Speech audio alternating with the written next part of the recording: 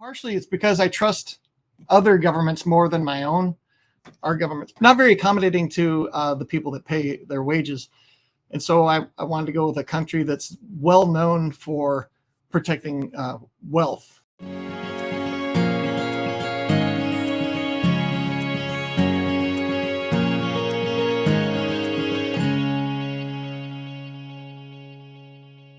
Welcome back to the channel, All Things Business. Well, we have a special edition today we're so excited about. We got a young man I met. We had the pleasure of meeting down in New Orleans when we got like 9 super guys together to brainstorm for the rest of this year and next year and collaborate. And it was just a meeting of the minds and people that need to know each other. And I was so blessed to be fortunate to meet this young man down there who's an amazing. And what I want to do is introduce you guys to him around the world. And hope you guys will get a lot. Know you'll get a lot out of it today. I'd like to introduce my guest today, Mr. Blaine Silverman. Blaine, are you there, sir? Hey, how's it going, man? Good, good. You want to tell everybody how we met before we talk about a little about your background, who you are? Yeah, I saw you on Ninja's channel. He did an interview with you. I thought that was really awesome. And then he invited us all down to Louisiana to hang out in New Orleans and have some beignets and Bloody Marys, and we hung out there and had a blast. Yeah, did a little mindset and collaboration with all of us, all 9 of us, to get a chance to meet and talk and do some things. Yeah, thank you so much for that. So tell everybody a little bit about your background. Tell everybody a little about who you are. I've just been hustling my whole life. I work all the time because doing stuff that I love. I like real estate and precious metals, and I started making some YouTube videos. I've got an office and might as well use it for something. Well, tell us, how do you get into coins? I know coins is your biggest thing. You like coins, silver, gold. So talk a little bit about that. Yeah, mainly the precious metals. I'm not a coin collector, but I do like gold and silver bullion. There's a 10-ounce bar here. It's going to be super reflective. Yeah. And then just some fractional gold pieces that I throw around. But how long have you been stacking, should we say? Since about 1995, so about 30 years. Wow. And, I was buying American Silver Eagles for about $7 each, and now they're about $57 each. Wow. I just buy a little bit at a time over time. My parents used to give me an American Silver Eagle in my stocking every Christmas. And then they'd give me an American Silver Eagle for my birthday. And that's a tradition that I carry on to my children. So now they're buying their own precious metals as well on their own, which I couldn't be prouder of them for taking the initiative. Because most of the time they're like, oh, well, just old coins that my dad gave me for Christmas. They kind of see the value in it now. But it's when the economy kind of fell apart in 2008, I started thinking about the precious metals that I'd been buying. I'm like, man, I could really need to double down on this stuff. I did make a mistake though in 2010 when all the real estate was about half off around the country. Silver was about, is at its all-time high. It was almost $50. I could have taken the silver then and converted it into real estate. That was my mistake because I got caught up in the it's going through the roof. Where's it going to stop? It's just going to keep going. It's never going to stop. But I wasn't looking at the opportunities. I was just thinking about, FOMO, just like, this is going to go to $400 or something like that. You got to look for the opportunities where you see them. And that was an opportunity I missed. But I'm not missing it again. Yeah, that opportunity come back again, because I think next year we'll have that opportunity to do exactly what you said. Get out of that asset and go to another asset that's low and take the profits from this and go buy an asset that's down and ride it back up and sell that asset and buy another one that's low. And that's the whole system of the cycle. So I think you'll find that happening in 2026. Yes, you'll have another opportunity. You also said something I want to clarify, because a lot of people say he talking about fractions. So tell everybody what a fraction is, and what was it, a quarter ounce? Was it 1/10 of an ounce of gold? So talk about that when you said you bought. I did an experiment on my channel. I don't have any full ounces of gold to show you because I use a vaulting service in the Cayman Islands. So I store it even outside the country. After 30 years, you start getting a substantial amount. And then if you're going to start a YouTube channel, it's like, well, you're just broadcasting the world that you like gold and silver. So I shipped it all out of the country to the Cayman Islands. And I did an experiment on my channel where I went a full year buying fractional gold every month. I bought a 1 gram gold bar, a 1/10 ounce gold coin, a 5 gram gold bar, and a 1/4 ounce gold coin And this is one of the items. This is a 1/4 ounce of gold, so it's worth about $1,000 and so I did that for a year just to do an experiment to see, because most people, even myself, we used to say, always save your money and buy a full ounce at a time. Don't ever buy fractional because it's always a ripoff. Unless you can get like a 1/4 ounce is kind of okay, but you don't want to get the 1/4 or the 1/10 ounce and the grams. But in the experiment, I did it every month. It turned out it was way cheaper buying it monthly. Even the 1/10 ounce, even the 1 gram gold bars was cheaper buying that every month with the high premiums. And the cool thing is you can find online deals where they'll have like 1 gram gold bar at spot. So that's even cheaper. That's a cheaper premium than saving up for a 1 ounce gold coin. So I did that for a year. And then I did 4 videos doing the results of each weight. So I did a video called "Here's What Happened. Here's What's Happened Buying a 1/4 ounce gold per month for a year." And I broke down all the math and everything, and it was a substantial savings over saving your money and buying a full ounce. And the other benefit to that is these are a lot easier to sell when it comes time, because if you want to sell this fractional stuff to somebody, it's easier for them to come up with $1,000 than it is $4,000 or $4,200 or whatever the price of gold is now. So it's a little bit easier to liquidate when it comes to time. Yeah, because a lot of people I know, I've got some 1/4 ounces and 1/2 ounces, and I've got more 1 ounces. But yeah, it's so important because, like you said, a lot of people can come up with 1,000 versus 4,200 for a whole ounce. Yeah. So you start doing that and started a tradition with your children, buying and giving to them. Now they started that tradition, right? Yep. Now they're starting to stack on their own as well. Now, when did you make the decision to start going offshore, and give everybody in the audience out there a reason why you went offshore? And that was because, but as opposed to an American vaulting company. Well, that's true. Let's talk about that. Why you go offshore rather than an American vaulting company? Well, mainly I started using Go vaulting companies because I wanted to start a YouTube channel, and I didn't want to start it with boxes of gold coins under my mattress, So I decided I did a lot of research into vaulting companies. There was one in the Cayman Islands that I really like and their processes, and they made it easy for me to onboard my gold. So I actually shipped them my gold. A lot of times these places, they don't want your gold. They want you to buy it from them because they want the also. And this place made it easy for me to ship them my stuff. And I'm going to go out to the Cayman Islands and do an audit of it and then record that. And I even did a little video before I started my YouTube channel saying, hey, here's the gold I'm sending off. And I even got up close images and was like looking at it and see there's a little ding right here. When I do my audit, we're going to go look for this little ding on this 1986 gold Krugerrand, so that'll be a kind of a fun excuse to go to the Cayman Islands to do an audit. And a nice little write-off as well. Now, you decided that one in the Caymans versus why not United States? Tell the audience why that. I think partially it's because I trust other governments more than my own. Our government's pretty I don't know what you'd call it. Different. Yeah, it's persistent and not very accommodating to the people that pay their wages. And so I wanted to go with a country that's well known for protecting wealth for people that are wealthy. Yeah, wealth. Yeah. Why not I don't need to reinvent the wheel. I'll just put my money where rich people put it, and exactly. Follow the leader. Follow the leader. So what got you started? What got you started into your YouTube channel? Let's talk about that for a second.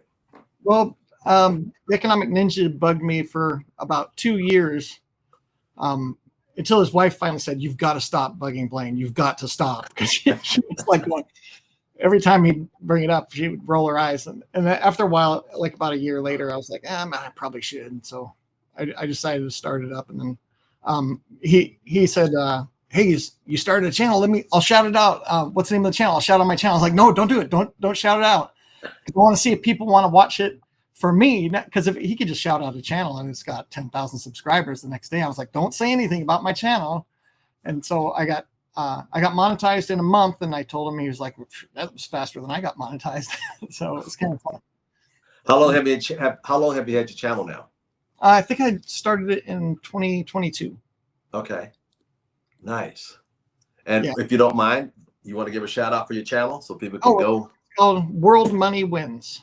World Money Wins. Yeah. And it's just stuff that I'm interested in. It's not strictly one thing as far as gold and silver and finance. Mainly it's like vintage silver, finding collectible stuff in the if you go to a coin shop, they'll have like silver in like a box, a variety of just odd old stuff. And you can find like stuff that's kind of collectible. This vintage stuff from the 70s is Oh, wow.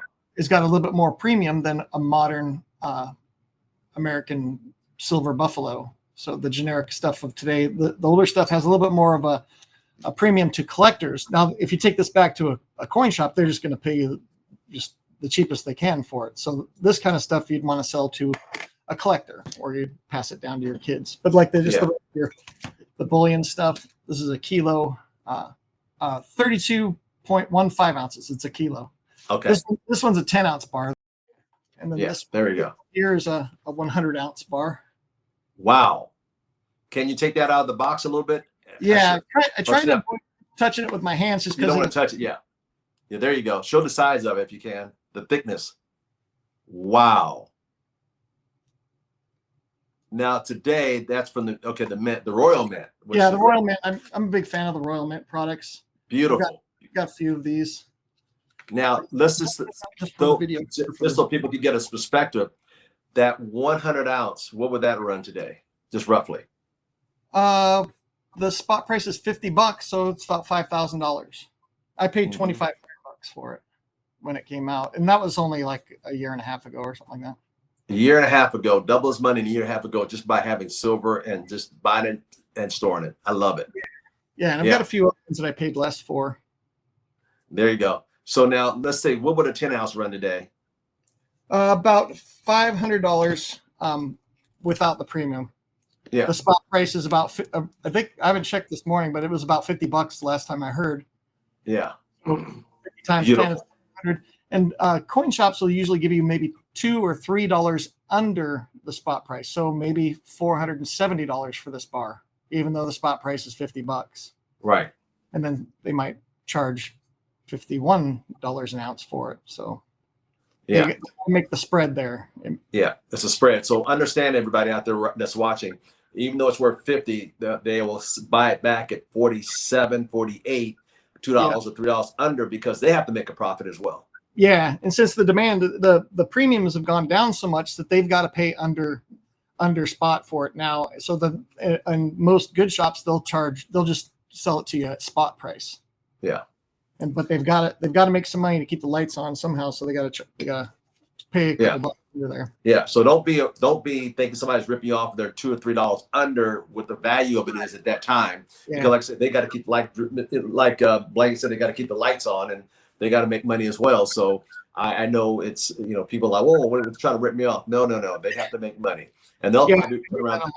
I hear that a lot. This place is a ripoff. They're charging $3 over spot, and it's like, yeah, they got to eat. I paid sometimes over $7 over spot. Certain times when there's less available. Yeah, in 2021, I was paying, like, if I bought some American Silver Eagles, I was paying $15 over spot in 2021 because the premiums had gone bananas. Yeah, it's amazing. Because I remember buying some Eagles as well. I paid $8 over spot. Mm-hmm. And that was 30. I think it was $38 plus $8. Yeah, and normally I don't buy those because the premium is so high. But I use them for Christmas gifts and birthday presents, so I've got to buy about a tube every year for. That's a great idea. I was going to bring that up next. It's a great idea to buy silver, especially the Eagles. Give away as gifts, Christmas gifts, birthday gifts, and people keep them because they'll go up in value. I love it. Yeah, and you teach your kids about real money too, because this stuff's always going down in value. Every day it goes down in value, and you can give your kids something that's going to hold its value. Right. And today, if a person walked out today and bought an ounce of silver, it'd run about $50 for 1 ounce of silver. So, folks, it's very doable for anybody. $4,000 or $4,200 for an ounce of gold may be hard for people, or here again, an ounce of silver would do well. Yeah. Wow. And I usually try and encourage people. I mean, even if you've got no silver at all, I would encourage you to go to a coin shop, any coin shop near you, and just buy 2 ounces. Just 2 ounces. put them on your desk and clank them together and just leave these on your desk, and something will change. Over a while, you'll start going, man, there's something to this stuff. Yeah, the clanging noise. You'll get more. You'll end up getting more, and then you'll be on a path. Oh, sweet. That looks like a proof one. Yeah, that's shiny. That's 1 ounce of gold. Oh, dang! It looked like silver in the reflection because it was reflecting off your screen. Maybe that's better. Can you get it better there? Yeah, it still looks like silver because it's reflecting off your okay, off the monitor. Yeah, $4,200 right there. But yeah. And you know, right, keep it on your desk. And some people, I keep a couple of silvers. I don't know where they are, but I love to hear the claim. There's a difference in the sound, folks. We're talking about collectors. We there's a sound to it. Yeah, it's a good thing to get into, and it's fun too. I mean, plus you can go down these rabbit holes of finding these weird vintage ones. This in the 70s, they had these art bars where they had all these different themes on them. This is a Happy Thanksgiving from 1973 from the Great Lakes Mint. And these have a collector value also. So things like this, if you find these, or like your grandfather passes away and he had a bunch of these have collectible value. But if you take them to a coin shop again, they're just going to give you the spot price for them. So these you sell to a collector or on eBay or something like that. Yeah. Let me share this with our audience out there around the world that are watching this today. There's two sides to the silver coins and gold. There's just the regular rounds, and then there's the collectible side. I always tell new people, unless you're going to be like Blaine here, Silverman, start off with just the regular rounds versus collectibles because their premiums are higher. And when you go back to resell them, here again, let's say you have another collector, they're gonna pay you what it's worth. So just talk about that a little bit. Yeah, just I mean, if you're dipping your toe in it, I would get the absolute cheapest pure silver you can get. It's 3/9 fine. I would just ask your local coin shops to say, hey, I saw on YouTube and they told me to get 2 ounces of silver. I want to get your 2 cheapest silver rounds. And they'll hook you up, and then take these home and think about it, pray about it, do whatever you like. But it's contagious, and it starts becoming fun.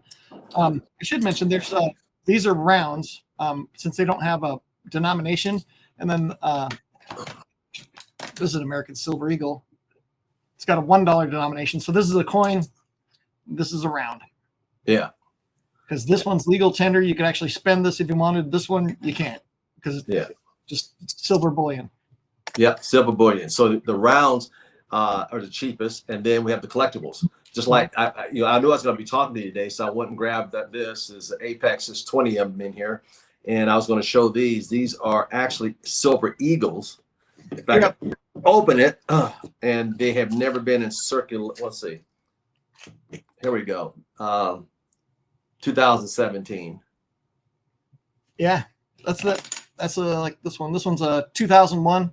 This one's graded, but I bought this for the same price as what you paid for yours because I don't care about this plastic holder.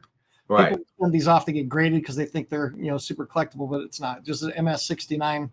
It's worth the exact same as the one you're holding in your hand, except somebody paid $25 to have it put in this case. Yeah. Tell the difference. Tell everybody out there, the audience, what it means by being graded. So I know a lot of people that don't. There's some coins that are collectible, and some will have like they'll be like proof, so they'll be like a mirror. They'll be so shiny, and then certain years have different mintages. I think 1997 or 94 was a really low mintage year, and then they'll send them off to get graded. Since these are bullion, I'm not sure how high these can get in value for like a very rare one, but I don't think with American Silver Eagles they get that high. You might have somebody that collects these in your audience watching. They could post down below, and I'd be interested if they know better than I do what a really expensive premium graded American Silver Eagle would be. But there's a lot of people will take like things like, here, I'll show you this. This is a $5 gold coin.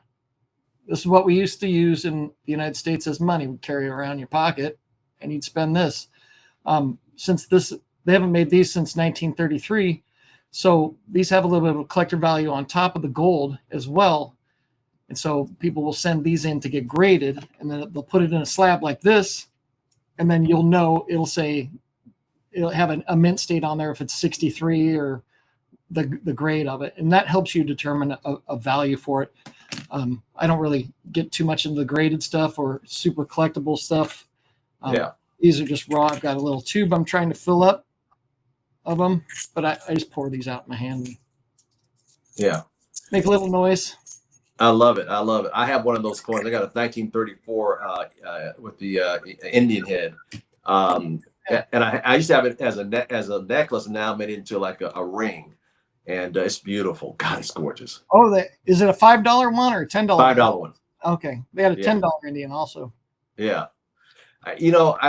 I want to thank Blaine also, because Blaine knew on the call that he said, Al, I'm going to run down and have some stuff brought in and then go back out. But I just want to have some stuff to show you, everybody around the world today, some of the nicer things and what he's done. Because after 30 years being a stacker, or we call them stackers, now our collector, in his case, he's not only a stacker, but he's also a collector because he understands the markup, he understands rare coins. So with that said, we all start off.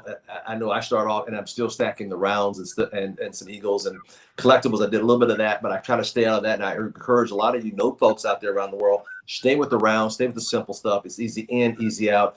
Collectibles, unless you're an expert over time and study like Blaine here, I would say stay away from that right now, just to start your collection off. And as you feel more comfortable, get into the collectibles. You want to comment on that, Blaine? There's a lot of people. There's companies out there that make a living overcharging people for collectibles. Like you can get the St. Gaudens ones in these slabs, and they'll say, "Oh, this is the only way to buy it," and they'll try and charge you like double spot price for it. But it's collectible. It's like it's just gold. It's not that valuable. I mean, there's rare cases. If you want to be a coin collector, be a coin collector. Enjoy it and have fun.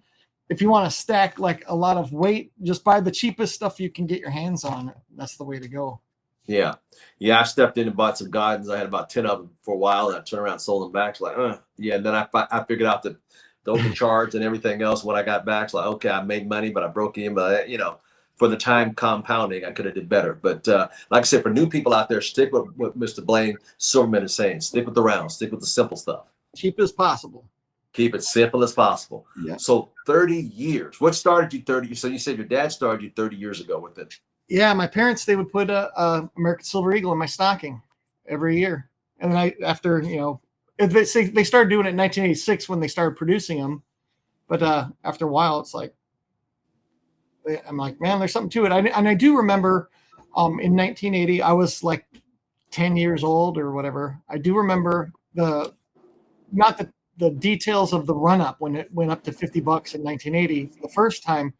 But I do remember my aunt telling my mother, "Oh my gosh, silver is going to be $400 soon." And that my brain was like, maybe I should have a little bit. Even my 10-year-old brain, but I wasn't stacking back then or coin collecting or anything. But I always remembered she was really passionate about silver's going to be $400. I'm still waiting for the $400 silver. But I do remember her saying that. And I think after I moved out on my own and was working and thinking, man, I could probably save a little money in silver. It's cheap and I'm not going to spend it as easy because there's an extra step here.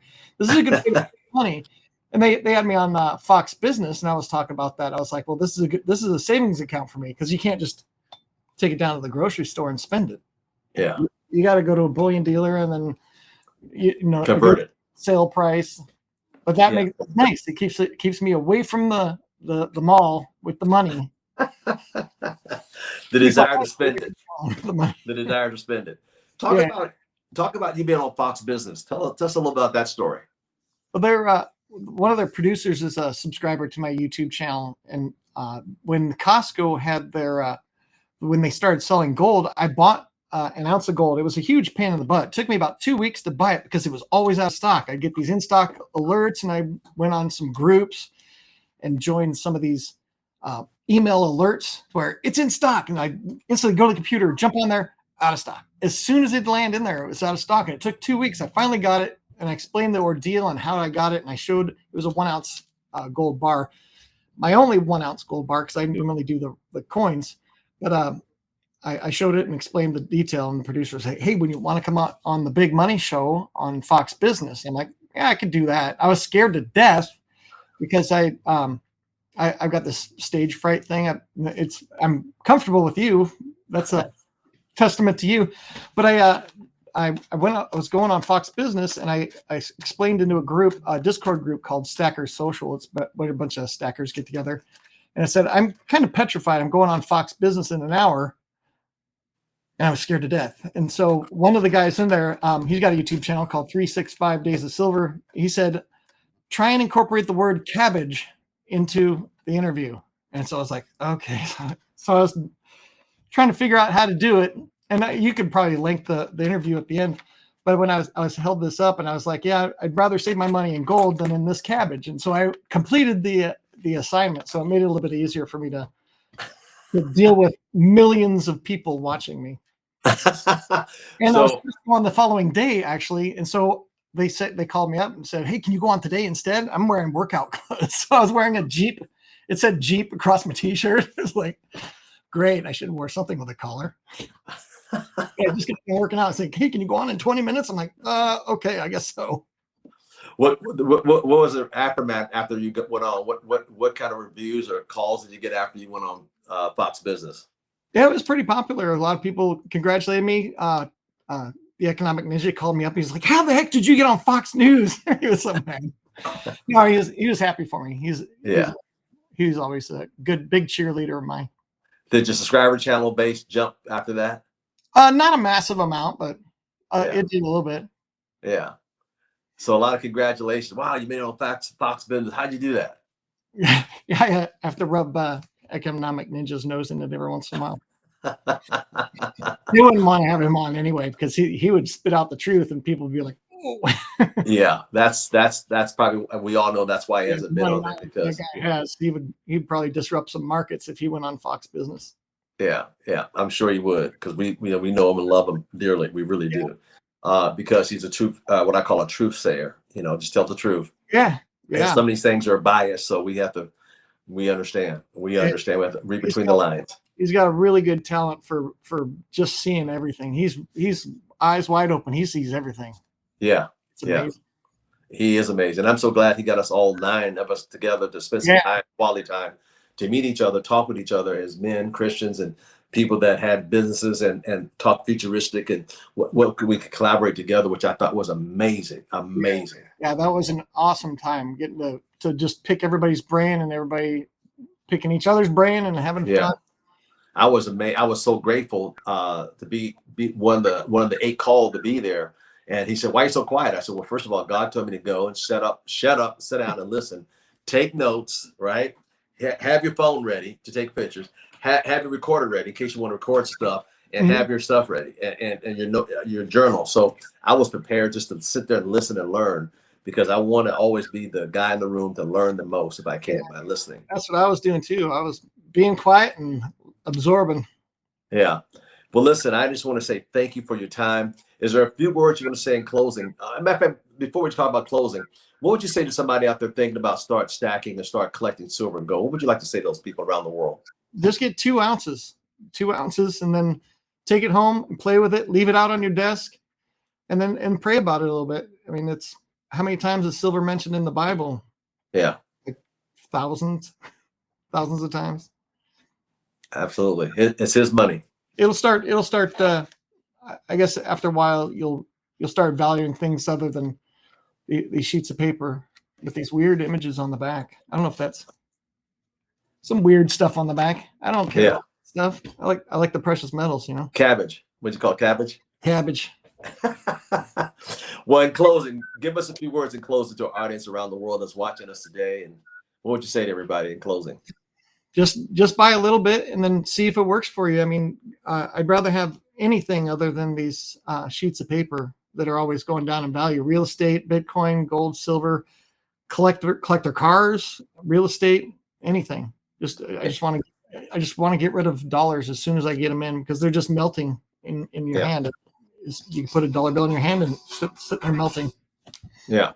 Well, my friend, I want to thank you, because it's so true. We want to buy assets. Things are going up in value, not using them. The capital is going down in value because they're printing up like nobody's business. So I want to thank you right now for coming on, Blaine Silverman. We appreciate you so much. So go to subscribe his channel and listen to him and learn as well. I want to thank you once again. Blaine Silverman, thank you so much for your time, my friend. It was good meeting you. I know we're getting ready for another event, probably in March, that we'll all get together again as men. And I appreciate you, and we'll be talking soon. Yep. Thanks for having me on. All right, ladies and gentlemen around the world, we want to thank you for tuning in. Watch this several times. And matter of fact, send this out to several people that you know they'll get a blessing. If you haven't subscribed to the channel, please subscribe today. And we love comments, so please leave a comment below. Thank you so much. Take care. God bless. We'll see you soon.